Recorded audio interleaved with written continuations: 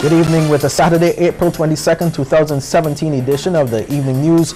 I'm Ryan Broom. In our top story, the Maria Holder Memorial Trust has given Barbados yet another gift, promising a park in each of the country's parishes by the end of the year to commemorate its 50th year of independence. Shane Jones was in the constituency of Christchurch East Central when the first of the 11 parks was officially opened at Wotton. The Maria Holder Trust has donated $550,000 to the National Conservation Commission to construct parks in all of the island's parishes. This first one was already in existence, but received a spanking facelift for the enjoyment of the community. Chairman of the Trust, Christopher Holder, was on hand to officially open the park, along with Minister of the Environment, Dr. Dennis Lowe, and MP for the area and Education Minister Ronald Jones, and residents. Mr. Holder says he has loved Barbados since 1975 when he first visited and urged the residents to care for the facility. Behind us we have a lovely park. It's very colourful. It looks beautiful today. Still a bit of manicuring to do. The grass could be a bit better, but we're devoid of rain. It needs to stay that way, and the only way it can stay that way is if the community keep it that way. And that is, to me, a very key message to those community members who are here looking up at me. Please spread the word.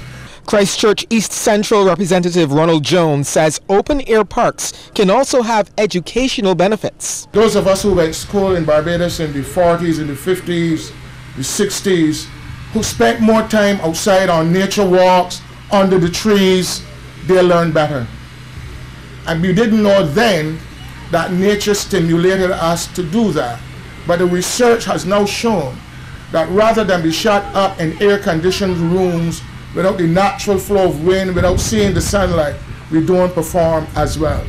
The NCC comes under the portfolio of Environment Minister Dr. Dennis Lowe, and he says the parks will fall in line with the Commission's mandate. With the rapid pace of development around the island, there is need to secure and provide adequate recreational areas for the general public and children in particular to come and gather and recreate and involve in physical, social and psychological activities. A tree was also planted in observation of World Earth Day. Shane Jones, CBC News. Thanks, Shane. Well, yet another major effort is being made to financially assist students in greatest need who are desirous of pursuing degree courses at the University of the West Indies. This time, Governor General Sir Elliot Belgrave is spearheading a new effort along with his wife, Lady Belgrave. They officially launched the Elliot and Loretta Belgrave Scholarship Trust at Government House today, along with the trustees of the trust, who included several distinguished Barbadians. Sir Elliot says he and his wife strongly believe in the ability of education to change lives for the better.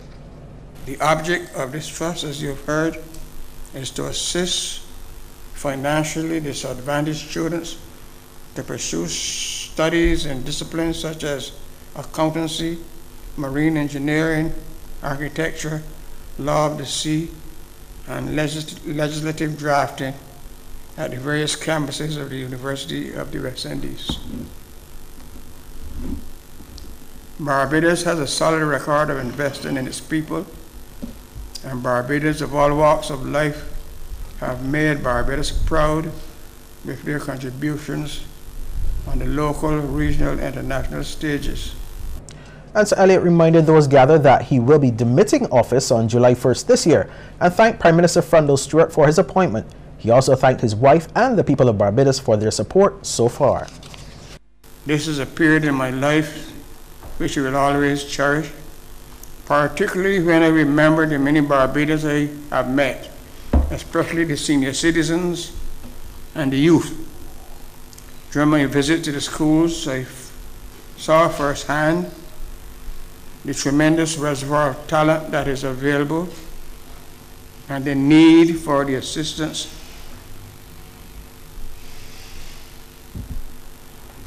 which they will need in order for them to subscribe to the further development of Barbados.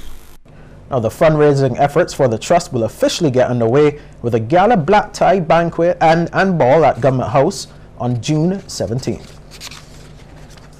Look out for some tough measures from the government in the near future. This from Commerce Minister Donald Innes as he addressed the 39th annual luncheon of the General Insurance Association of Barbados. He says firm decisions must be taken to safeguard the future of the economy. The Prime Minister has indicated he would have had meetings earlier this week with the private sector, the trade union, the whole social partnership, to look at the measures that we have to do to further stabilize the economy. We are certainly predicting some growth in the economy. There will be some measures that will have to be taken that may cause a little bit of discomfort. By the end of the day, the state has to do what it has to do. And Minister Innes stresses it's imperative the Barbados dollar remains stable. I can tell you, when I follow the stories in the media, a lot of those who are saying that we have to devalue already have their US dollar accounts parked at one side. And they know why they want that to happen. But for the majority of Barbadians, it will be an act that future generations will take a while to recover from. And as a government, I can tell you boldly, we are not intending to make any adjustments to the Barbados dollar. There'll be social dislocation that would stand for generations to come. Well, we'll be back with more news after this break.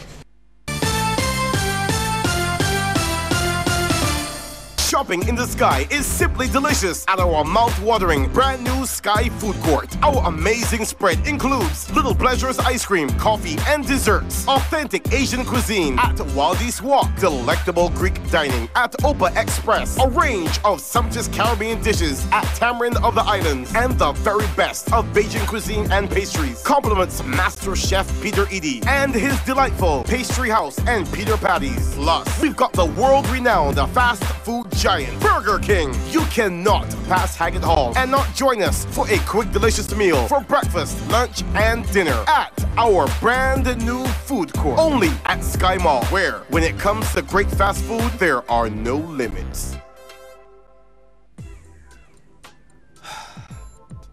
Look, what's the number for the Government Information Service? It seems like every time I turn around, another government department changing that number. But there's an app for that. If you have an Android phone, just go to Google Play and search Government of Barbados and download the app for free. Then you can use it online or even offline to find numbers for government agencies, departments, and ministries. Yeah, but what if I don't have a smartphone? No problem. I have the number. It's 535-4400. Just call them and they'll direct you to the office you're looking for. That's actually helpful, though.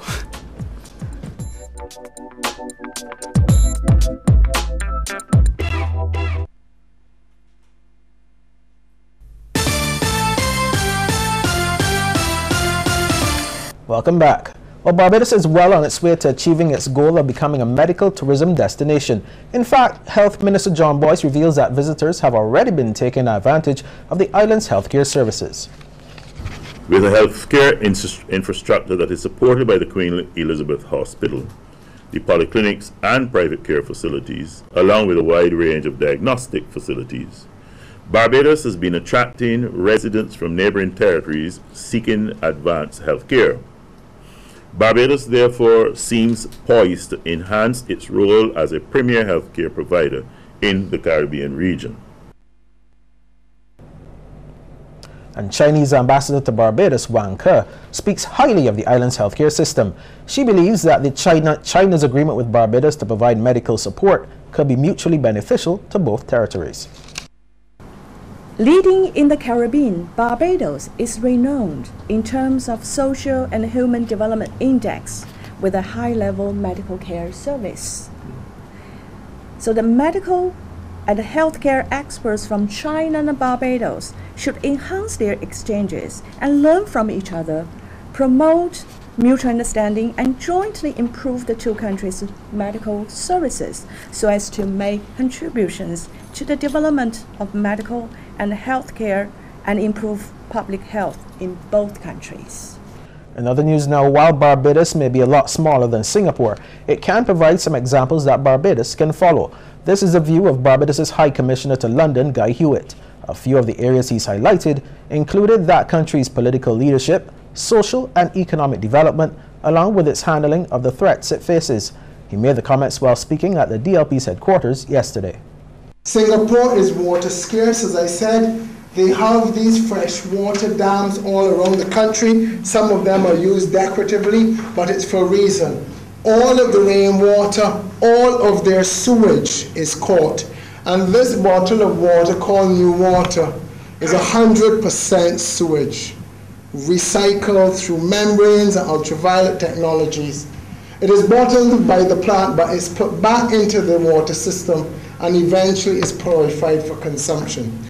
And Reverend Hewitt says Barbadians need to reflect on where they wish to see their country go.